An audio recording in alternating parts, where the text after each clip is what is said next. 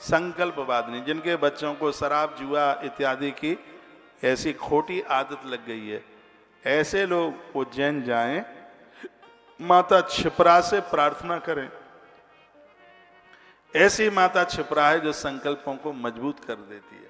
इतनी बड़ी महिमा माता क्षिप्रा की है। इसके किनारे पर इसको प्रार्थना करने से गलत आदतें छूट जाती हैं।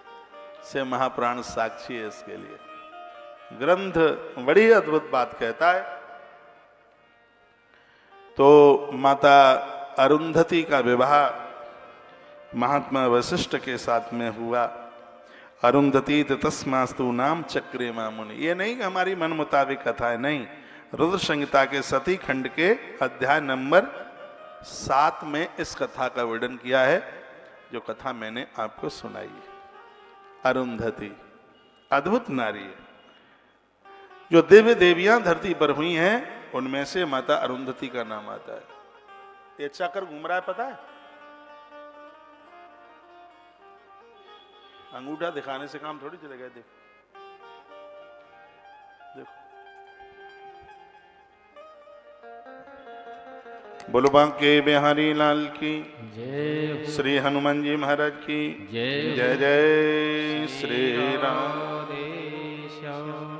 इधर देवताओं ने दक्ष प्रजापति को कहा कि ऐसा कीजिए, तुम तप करो, धरती पर शक्ति की जरूरत है, क्योंकि भगवान शिव के लिए शक्ति, हर नारी शिव को स्वीकार नहीं कर पाएगी। भगवान शंकर की पत्नी बनने के लिए एक महाशक्ति की आवश्यकता है। शीघ्र देवताओं ने दक्ष को कहा, विधाता ब्रह्मा के अंगूठे से दक्ष प्रकट हुए। आपका अंगूठा इतना कामयाब है, इससे शक्ति प्रकट होती है। ब्रह्मा जी के अंगूठे से दक्ष प्रकट हुए। अंगूठा, ये अंगूठा, इस अंगूठे की बड़ी महिमा है। अंगूठा जप में न लगाया जाए तो जप का इतना भी फल नहीं मिलता। जब हम माला सटकाते हैं तो उसमें अंगूठा, इस क्षेत्र को तीर्थ क्षेत्र कहते हैं। ये क्षेत्र, ये तीर्थ क्षेत्र है। अंगूठे की बड़ी महिमा है। अंगूठे से किसी के भाल पर तिलक कर देते हैं तो उसका आयुष बढ़ जाता है, उसकी ताकत बढ़ जाती है। अंगूठे की इतनी बड़ी महिमा है। अंगूठा है, वीरों की शोभा है, पहचान है अंगूठा। धनुष बाण नहीं चलता अंगूठे के बिना।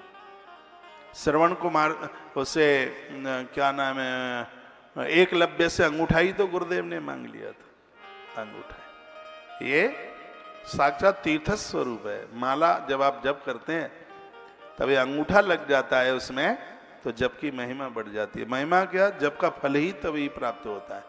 अंगूठा, तर्जनी उंगली को अंगूठे के नीचे दबाकर यदि आप आचमन करते हैं तो घर का साधारण जल भी तीर्थ का जल बन जाता है। हमेशा चरणोदक लें, आचमन करें तो तर्जनी उंगली को अंगूठे के नीचे दबा करके लीजिए। कैसे, मेरी तरफ देखो, यह है तर्जनी उंगली और यह है अंगूठा। इस उंगली को अंगूठे के नीचे ऐसे दबाया जाता है। इसको कहते हैं धेनु मुद्रा।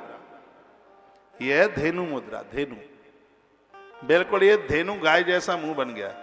ये उंगली है, 24 मुद्राएं होती है ना, उसमें ये धेनु मुद्रा। यह उंगली, इसको तर्जनी कहते हैं, इसको कहते हैं अंगूठा। तो तर्जनी को ऐसे दबाइए अंगूठे के नीचे, फिर इसमें जल डालिए। स्नान के बाद 3 बार आचमन करें, 3 बार। देवता भी उसके ऋणी हो जाते हैं जो स्नान के बाद गंगा जल लेते हैं, तुलसी की पूजा करते हैं और गौ माता को घर की पहली रोटी देते हैं। ऐसा हमारे ग्रंथों में लिखा है, वर्णन है ऐसा। तो यह उंगली ऐसे दबाइए, हाथ में जल लीजिए। पहले बोलिए ओम केशवाय नमः। केशवाय नमः का अर्थ है प्रभु आपकी कृपा से मैं मुर्दा नहीं हूं, मैं जिंदा हूं। केशवाय नमः, आपकी कृपा से हम जीवित हैं, ये कृपा आपकी है। सबसे पहले बोलेंगे केशवाय नमः, फिर बोलेंगे माधवाय नमः। हे भगवान मुझे ज्ञान आपने दिया। माधव का अर्थ होता है ज्ञान का भंडार। जब दूसरी बार हम आचमन करते हैं तो कहते हैं ओम माधवाय नमः, हमें ज्ञान आपने दिया है। तत्पश्चात तीसरी बार कहते हैं ओम नारायणाय नमः। ऐसा आचमन करके वो कहता है कि संसार के कड़कड़ में प्रभु मैं आपका ही दर्शन कर रहा हूं। नारायण का अर्थ होता है नार माने जीव, अयन माने निवास। जिस परमात्मा का संसार के कड़कड़ में निवास है उसको नारायण कहते हैं। ये 3 बार जब आप आचमन करते हैं तब ही पूजा में बैठने के लायक होते हैं। और कभी भी आचमन करके फिर हाथ को ऐसे ऊपर मत ले जाइए, व्यक्ति अशुद्ध हो जाता है, अपवित्र हो जाता है। हाथ में थोड़ा सा जल, हस्त ऊपर प्रक्षाल्य, हाथ में थोड़ा सा जल लगा करके, कोई उसमें कीच मिट्टी नहीं लग गई है, हल्का सा आप उसमें हाथ में जल लगा दें, लगा लें। जब भी जप करने को बैठो तो ये पंचपात्र बोलते हैं इसको। पंचपात्र हमेशा बाएं हाथ की तरफ रखा जाता है, जलता हुआ दिया दाहिने हाथ पर रखा जाता है, इसको कहते हैं पंचपात्र। इसमें ये कटोरी है, एक ये है, एक ये है, ये चम्मच। उबासी आई तो आपको आचमन करना होगा। माला शुरू करोगे तो उसके सुमेरु के ऊपर, फुंदना के ऊपर थोड़ा पानी डालना पड़ेगा। माला बीच में बोलना होता है तो भी आचमन करना ही होता है। तो ये पानी, ये तो आपके पास, जैसे आप साड़ी लहंगा फरिया का बड़ा ध्यान रखते हैं, आपके पास में ये पंचपात्र भी हो और आपके पास आसन भी हो। दो काम आसन के बिना नहीं होते, नहीं तो धरती माता बहुत मोटे आंसुओं से रोती है। एक है भजन और एक है भोजन, इन दोनों में आसन की जरूरत है। भजन में भी और भोजन में भी, इसमें आसन की बहुत ज्यादा जरूरत है, इसमें आवश्यकता है। एक बार जयकारा लगाओ, बोलो बांके बिहारी लाल की जय हो, श्याम बाबा की जय हो, महादेव बाबा की जय जय श्री राम। वहीं आ जाइए, विधाता ब्रह्मा के अंगूठे से दक्ष प्रकट हुए और दक्ष ने मां भगवती जगदम्बा को प्रकट करने के लिए एक लंबे समय के लिए तप किया। मां भगवती अष्टभुजा रूप से आकाश अंबर में प्रकट हो गई और मैया ने कहा, हे दक्ष प्रजापति ब्रह्मरुहि, वरदान मांगो, तुम्हें क्या चाहिए। सुनो, आपका ध्यान इधर हो, मैया की वार्ता आप सुन रहे हैं। तो दक्ष ने कहा, मां कैसे मांगू, शर्म लगती है। मांगने में शर्म तो लगती है, मुझे भी लगती है। जब मैं यहां से आपको कहता हूं कि आप ये से कर दो, अब किसके लिए कर दो, अब किसके लिए कर दो, क्या कर दो, शर्म तो लगती है। लेकिन फिर मैं ये सोच करके संतुष्ट हो जाता हूं, मांगने के लिए दो शब्द बोलने पर यदि इस देश की गौ माता बचती है तो शायद ये मांगना भी मेरे लिए श्रेयस्कर है। ये सोच करके मैं संतोष प्राप्त कर लेता हूं।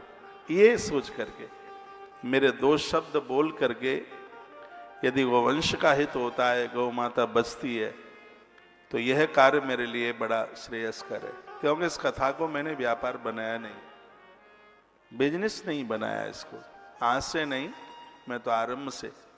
एक बात मैं अपने हृदय की आपको बता दूं, मैंने बहुत कथाएं महात्माओं की हैं। हर साल मुझसे कथा कराते गायों के लिए, अगली बार जाता तो वो ही 13 की 13 दिखाई देती। मैंने हर साल कथा करने आता हूँ, 20 लाख रुपया चंदा इकट्ठा होता है और ये 13 से 15 नहीं होती। और एक नहीं, ऐसी मैंने 50 साधुओं के यहाँ कथा करी। मैं बुराई नहीं कर रहा हूं, ऐसी ऐसी कथाएं भी करी कि चंदा करके और सुबह पूर्णावती के समय पर हम पूर्णावती के लिए बुला रहे थे, वो तो छूमंतर हो गए, ढूंढने से ना मिले। अब माइक वाला मेरी बॉडी खींचे, चमड़ी खींचे, टेंट वाला मुझे, मैंने कहा भाई मैंने तो तुम्हें बुक किया नहीं, तुम खोजो अपने को जिसने तुम्हें कहा, कथा तो तुमने की है। तो मैंने कहा तो मैंने क्या कोई गुनाह कर दिया। ऐसी भी कथाएं मैंने बहुत करी। मैं तो इतने छोटे जीवन से कथा कह रहा हूं, आज लोग कथा सुनने के लिए आते हैं। सच में उस समय लोग मेरी उम्र देखने के लिए आते थे। मेरी दाढ़ी मूंछ पर एक भी बाल नहीं था, इतनी छोटी अवस्था से मैंने कथा को उस समय से आरंभ किया। बहुत कथाएं करी और करी तो विराम ही नहीं लिया। तो कभी मेरे मन में बात आई कि भाई मैं अपने आप से बहुत प्रेम करता हूं, मैंने अपने आप को दोस्त बनाया अपना, मैं बहुत अपने आप से प्रेम करता हूं। मैंने कहा कि भाई तू ये बता, जब तुझे इतने परहित परमार्थ में ही कथा करनी है तो इनकी तू कथा कर रहा है गायों के लिए, तो गायों की सेवा तू खुद नहीं कर सकता क्या? बस ये बात मन में आई और ये बात मन में आई और ये संकल्प लिया कि जीवन की संपूर्ण कथाएं गौवंश के लिए समर्पित होंगी। इसमें झूठा कुछ भी नहीं है, बिल्कुल भी। और आज हर कथा गौ माता के लिए समर्पित हो रही है और काम दिख रहा है इधर। दिख रहा था। एक बार जयकारा लगा लो, मैं कथा में आगे की तरफ बढ़ा के लेके जा रहा हूं। बोलो बांके बिहारी लाल की जय हो, श्री हनुमान जी महाराज की जय हो, जय जय श्री राधे।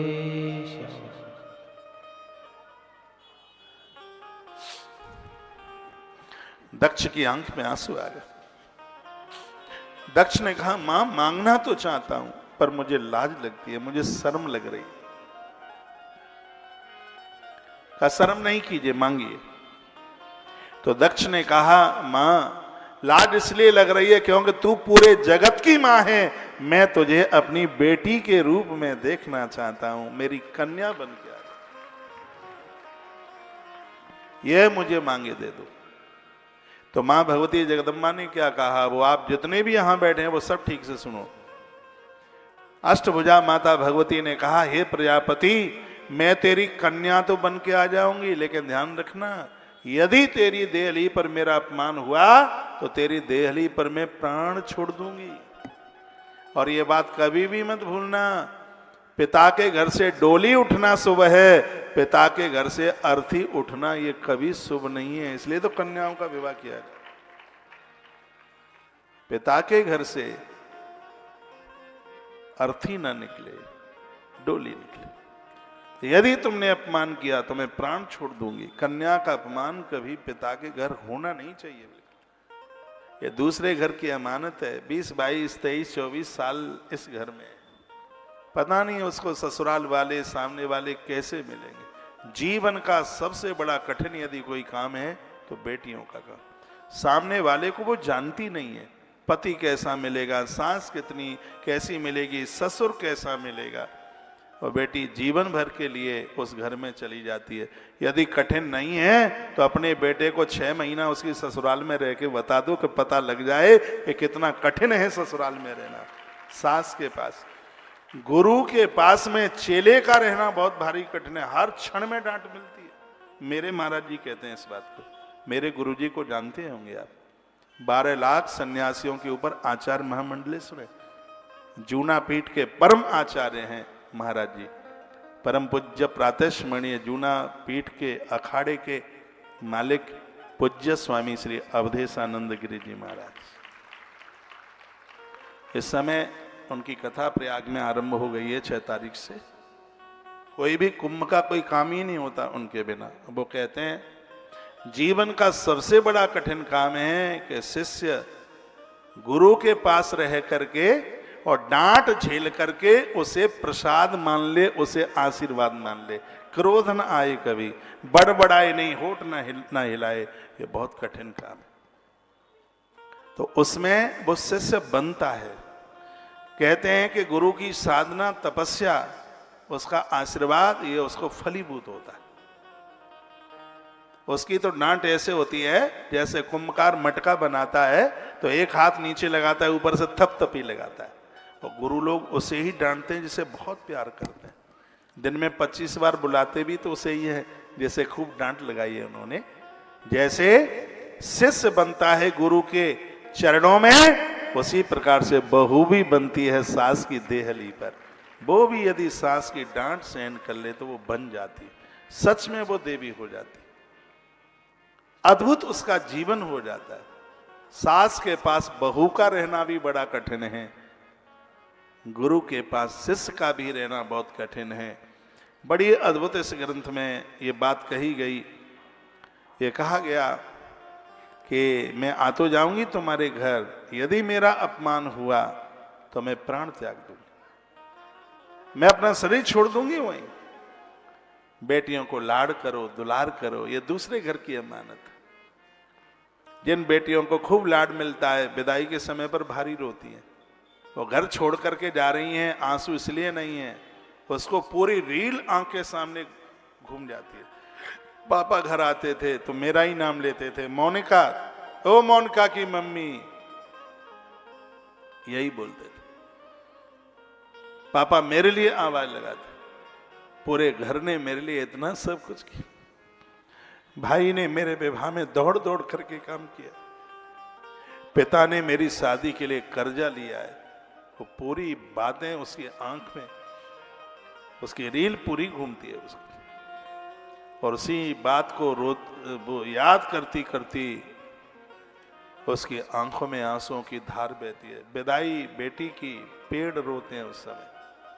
सीता माई की विदाई हो रही थी, द्रौपदी माता की विदाई हो रही थी, रूखड़े रो रहे थे, वृक्षों में से आंसू टपक रहे थे। बहुत कठिन काम है बेटी को विदा करना। कन्या से बढ़कर इस धरती पर कुछ हुआ नहीं, और सच मानिए बेटियों से बढ़कर इस धरा पर कुछ भी नहीं होने वाला।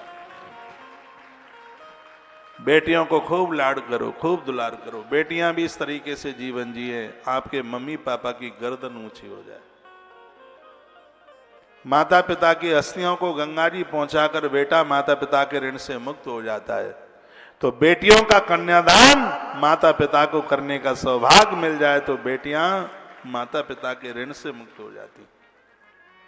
लेकिन वर्तमान समय का ऐसा दौरा चल रहा है, बेटियां अपने मन मुताबिक वर चुनाव कर लेती हैं, जो कि हमारे शास्त्रों ने जैसे स्वीकार नहीं किया। ये अधिकार तो मम्मी पापा के पास बनाए रहो। ये चुनाव अपने आप करना नहीं है, ये अधिकार उनके हाथ में है। विवाह 8 प्रकार के होते हैं, जिसमें सबसे बड़ी आदि विवाह कोई है तो यह है कि बेटी के लिए वर का चुनाव माता पिता, दादा दादी, मामा मामी ने किया हो, उसको श्रेष्ठ माना गया। मैं वही प्रसंग में आपको लेके आ रहा हूं। तो घड़ी का कांटा भाग रहा है और भगवान शंकर दूल्हा बनने की तैयारी में 7 माताओं ने श्रृंगार किया था भगवान महादेव का जब वो दूल्हा बने थे। सप्तघृत मात्र का जो पूजा में जिन्हें पूजा जाता है ना, सप्तघृत मात्र का, यही वो देवियां थी जिन्होंने भगवान महादेव को दूल्हा बनाया था। आइए प्रसंग को मैं, अभी तो सती माई का ही चरित्र चल रहा है। तत्पश्चात माता सती, मां भगवती जगदम्बा कहती है अपनी पत्नी असकनी को बोल दो वो तप करे, फिर मैं चल करके आती हूं। दक्ष ने अपनी पत्नी को कहा, माता असकनी ने लंबे समय तक तप किया। आज जगदम्बा भगवती अपनी उस मां की गोद में आकर के खेलने लगी। आकाश से धुंधवियां, फूलों की वृष्टि, जय जय उद्घोष, जय जयकार हुआ। देव श्री नारद जी ने इसी कन्या का नाम सती रखा। सती माता आई, धरती पर आनंद हो गया। छोटी से बड़ी हुई, 12 साल तक इसने नंदा व्रत किया।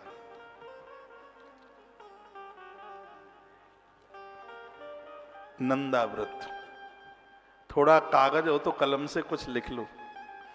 बेटी अविवाहित कन्याओं के लिए कुछ वरदान वाली बातें कही गई हैं, सुनने को मिलेंगी नहीं, मैं आपको यहां से सुना रहा हूं। दक्षस्तां वीक्षलोकेश प्राब्धत्यजबरिस्थितम्।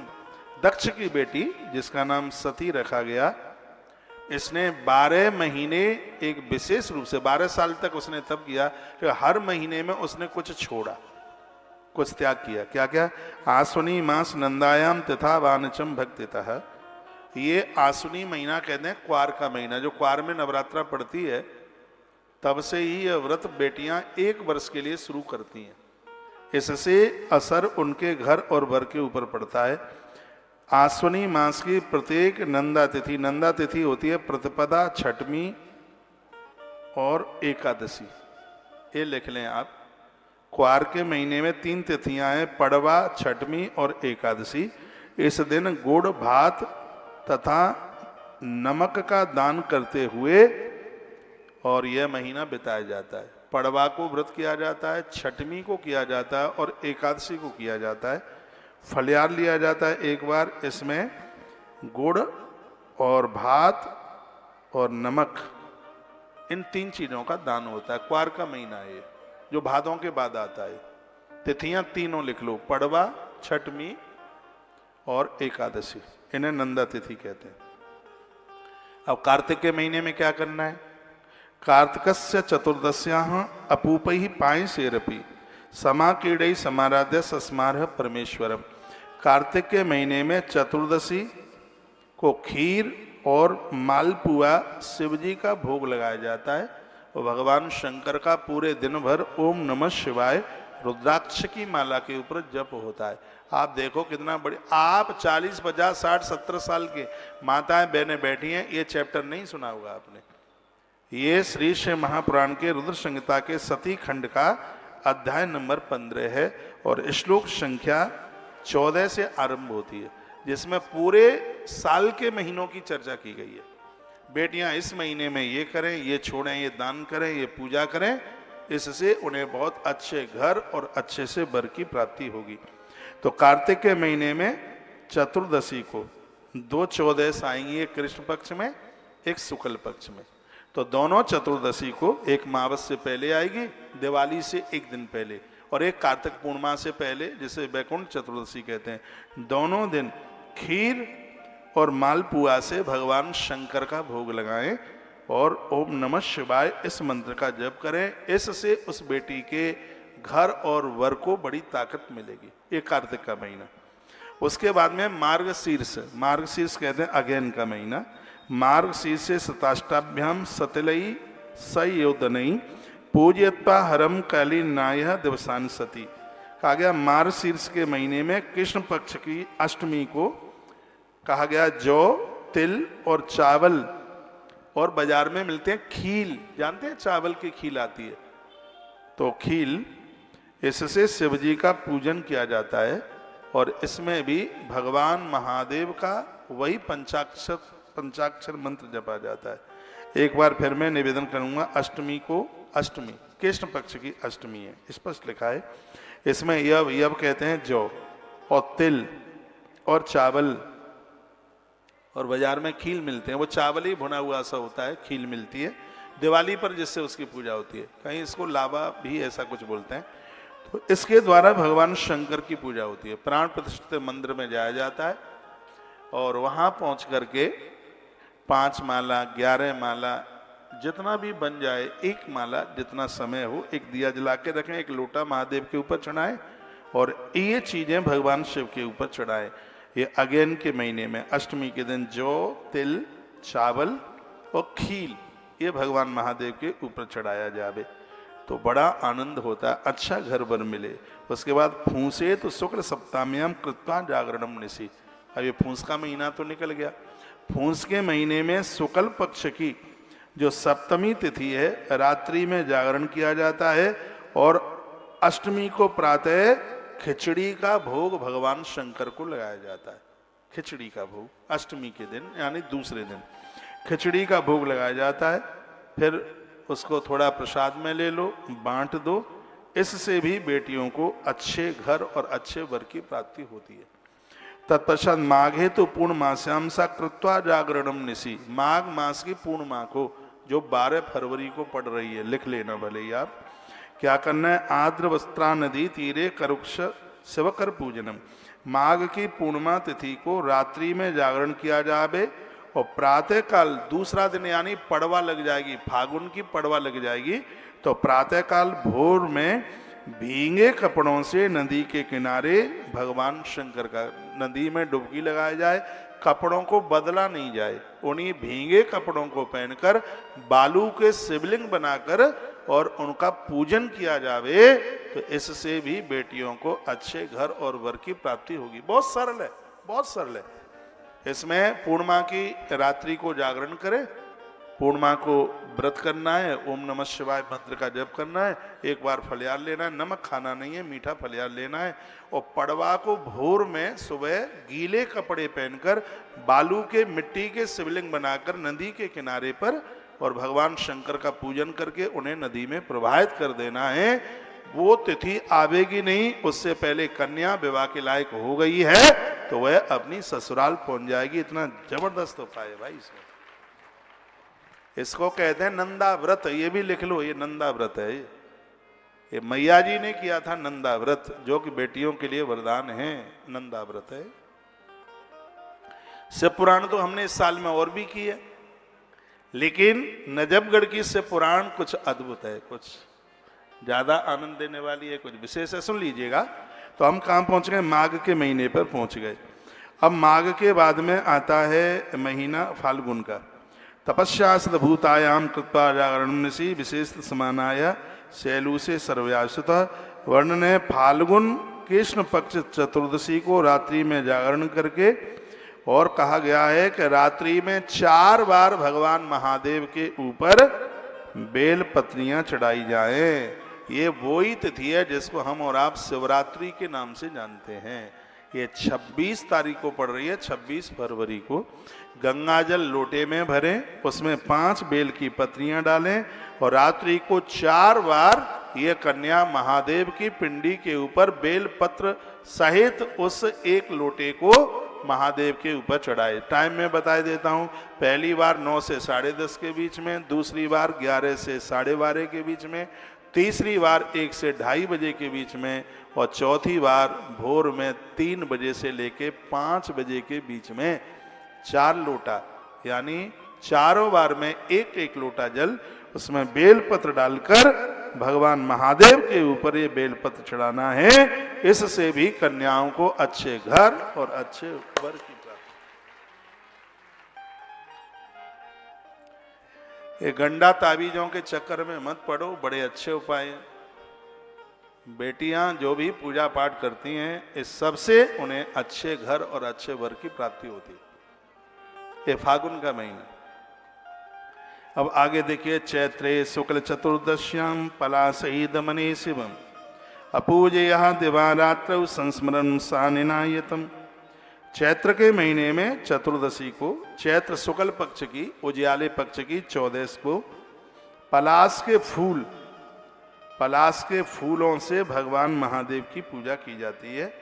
इससे पलास का फूल मिल जाता है। पलास के फूलों से भगवान शिव की पूजा की जाती है। दिन भर व्रत किया जाता है, एक बार फलहार लेते हैं, और ये जितने भी व्रत हैं वो सब बिना नमक वाले हैं।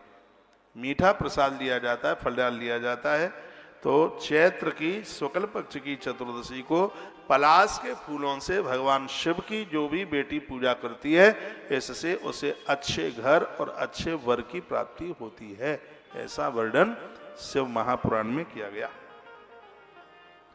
उसके तत्पश्चात अब महीना आ गया क्या, राध शुक्ल तृतीयायाम माधव शुक्ल तृतीयायाम तिलाहारी बैसाख को माधव मास कहते। तो बैसाख शुक्ल पक्ष तृतीया, जिसको अक्षय तृतीया कहते हैं, अक्खा तीज कहते हैं, ये भी आप लिख लो। बैसाख में अक्षय तृतीया के दिन गव्य, तिलाहार, यव एवं चावल को भगवान शिव जी की पूजा में उसको लगाया जाता है। बैसाख शुक्ल पक्ष अक्षय तृतीया के दिन बताया जाता है कि तिल, ऐसा तिल जिसका कुछ पदार्थ बना लिया जाए, तिलकुटी बना लो, गजक बना लो, जो बाद में इसको खाया जाएगा। पहले भगवान का उसके, इसलिए इसमें तिलाहार लिखा है। बाद में सीधे तो तिल खा नहीं सकते, तो उसका कुछ पदार्थ बना लिया जावे और भगवान को तिल के खाने पीने की वो चीज बनाई है। उससे यव कहते हैं जो। और कहा गया है कि चावल बनाए। इस चावल को रस खीर में, गन्ने के रस में पका लें, फिर इससे शिव जी का पूजन करें। और कहा गया कि ऐसा करने से भी बेटियों के विवाह में जो विलंबता आ रही है, देरी हो रही है, दिक्कत आ रही है, इस समस्या का समाधान हो जाएगा। बैसाख के महीने में अक्खा तीज को ऐसा करना चाहिए। जितना भी हर महीने में जो तिथि बताई जा रही है, सब में रुद्राक्ष की माला पर पंचाक्षर मंत्र के जप की बात कही गई है। और ये मंत्र किसी महापुरुष से पहले सुन लें, उसके बाद में अनुष्ठान करें। तत्पश्चात फिर क्या लिखा है, फिर लिखा है कि ज्येष्ठस्य पूर्णमायाम वै रात्रौ संपूज्य शंकरम। ये थोड़ा कठिन है, क्योंकि इसमें जेठ के महीने की पूर्णिमा को दिन में निराहार रह करके रात्रि में पूरी रात्रि जागरण करते हुए एक कटिया आती है। ये गांव के जो लोग हैं वो समझ पाएंगे, जिसमें कांटे होते हैं, उसके थोड़े पीले पीले से फूल होते हैं। क्या बोलेंगे उसको? है? नहीं, वो बेर वाली नहीं है, वो दूसरी आती है, ऐसे लंबे लंबे उसे पीले फूल होते हैं उसके। हैं? हैं? हैं? कटेरी, वो ये कटेरी है।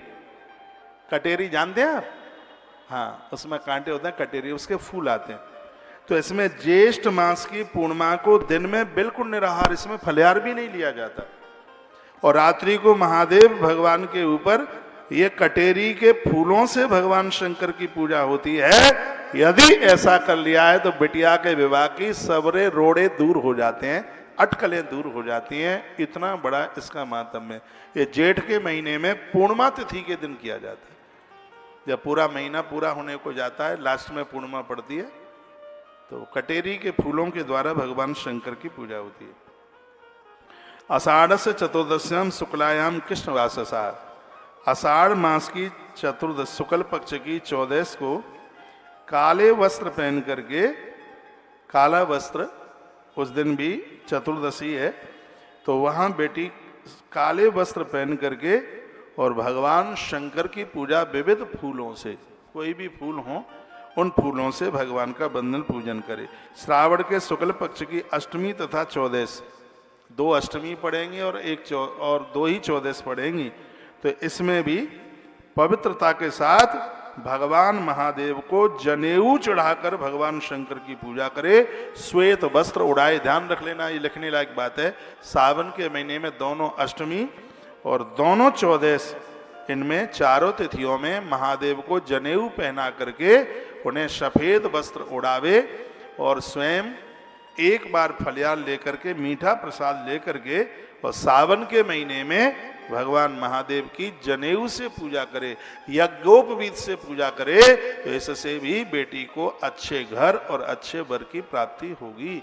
ये श्लोक ऐसा बोल रहा है। श्लोक भी बड़ा अद्भुत है, और ये श्लोक 24 नंबर का श्लोक है और अध्याय नंबर है 15। तत्पश्चात अब आया महीना भादों का। भादों के कृष्ण पक्ष की चतुर्दशी को अनेक प्रकार के फूल, कई तरह के, जितने आप इकट्ठे कर सकें उतने फूल लीजिए। और चतुर्दशी तिथि में ये वो दिन है जिस दिन अनंत 14 पड़ती है, जिस दिन वो गणेश जी विसर्जित होते हैं। ये भादों के महीने में जो गणेश जी विसर्जित होते हैं, भादों में ही होते हैं ना, गणेश विसर्जन होता है। अगले दिन से या उसके एक दिन बाद में, अगले ही दिन से पूर्णमासी श्राद्ध लग जाते हैं। उस श्राद्ध से एक दिन पहले अनंत 14 जिसको बोलते हैं, इसमें कई तरह के फूल लेकर के और उन फूलों में रोली और चंदन उसमें वो लगा करके, और फिर एक एक फूल, 108 फूल भगवान महादेव को चढ़ा करके भगवान शंकर का वंदन पूजन करे। इससे भी बेटी को बहुत अच्छे घर और अच्छे वर की प्राप्ति होगी। ये रही 12 महीने की पूजा। इसको कहते हैं नंदा व्रत। माता सती ने सब कुछ किया था, उसने तो 12 साल किया। आपको अच्छा घर मिला है, अच्छा वर मिला है, ये तुम्हारी पूजा का प्रभाव है। हर माता पिता अपने बच्चे को, बेटी को अच्छे घर में देना चाहते हैं। अच्छा घर नहीं मिला है तो ये अपना प्रारब्ध है। इसलिए हम कहते हैं बेटी खूब कंप्यूटर चलाती हैं, जॉब करती हैं, सब अच्छा आप करती हैं, लेकिन आप धार्मिक और पारमार्थिक बन के रहिए। रसोई के काम आपसे आते हैं, इससे आपके ससुराल में बरकत होगी। मंदिर पुजारी से ही बढ़ता है और परिवार घर की नारी से बढ़ता है। मंदिर का पुजारी बढ़िया होना चाहिए, घर की नारी बढ़िया होनी चाहिए, फिर देखो आनंद ही आनंद। दिन के 12 बजे आवे, रात के 12 बजे आवे, आपको बिस्तरा छोड़ने में किसी भी प्रकार का आलस्य ना हो। आपके घर कोई आ गया, रात को भूखा रहता है, ब्रह्म पुराण में लिखा है कि संपूर्ण धरती को भूखा रखने का अपराध उस नारी को लगता है। चूल्हा नहीं जलता, अपराध आपको लग जाएगा। घर में सामान न मिले, खाद्य सामग्री, तो पुरुषों को अपराध लगता है। आप घर की गृहिणियां हैं, घर में आपको चूल्हे तक जालने में कोई आलस्य प्रमाण नहीं होना चाहिए। धनवानों के घरों में रविवार को